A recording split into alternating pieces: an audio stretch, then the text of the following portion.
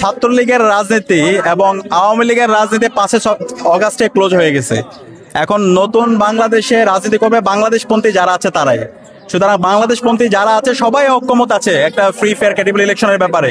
তো আমরা আশা রাখছি সকল রাজনৈতিক দল এবং অংশীজনরা এই জায়গায় সহযোগিতা করবে এবং একটা উৎসবমুখর পরিবেশে আসন্ন নির্বাচন সংগঠিত হবে এবং ভোটাররা নির্বিঘ্নে ভোট দিবে।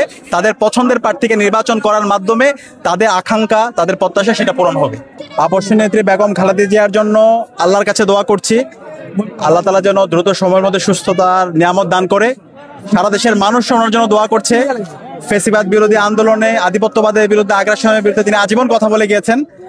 আজকে তিনি হাসপাতালে পেতে কাতরাচ্ছেন। আমরা দোয়া করছি আল্লাহ তাআলা যেন দ্রুত সুস্থতা নিয়ামত দান করেন। একই সাথে আমাদের এই জুলাই যে বিপ্লব হয়েছে, সেই বিপ্লব পরবর্তী আমাদের 3টা দাবি ছিল।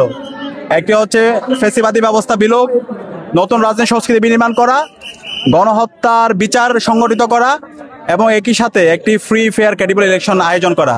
তো ইতিমধ্যে নির্বাচনের জন্য প্রস্তুতি শুরু হয়েছে। আমরা আশা রাখবো যে নির্ধারিত সময়, সে নির্ধারিত সময়ের মধ্যে যেন নির্বাচন সংগঠিত হয় এবং নির্বাচনটা অবশ্যই ফ্রি ফেয়ার এবং ক্রেডিবল হতে হবে। গত 3 মেয়াদে যে নির্বাচনগুলো হয়েছে প্রত্যেকটা নির্বাচন বিতর্কিত নির্বাচন।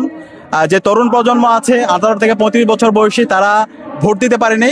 তা আমরা আশা রাখবো আসন্ন নির্বাচনে সকল মানুষরা তারা তাদের ভোটাধিকার প্রয়োগ করতে পারবে এবং তাদের পছন্দের প্রার্থীকে নির্বাচিত করার মাধ্যমে আগামীর যে বাংলাদেশ, একটি বৈষম্যহীন ইনসাফ ভিত্তিক বাংলাদেশ, সে বাংলাদেশ বিনির্মাণ হবে।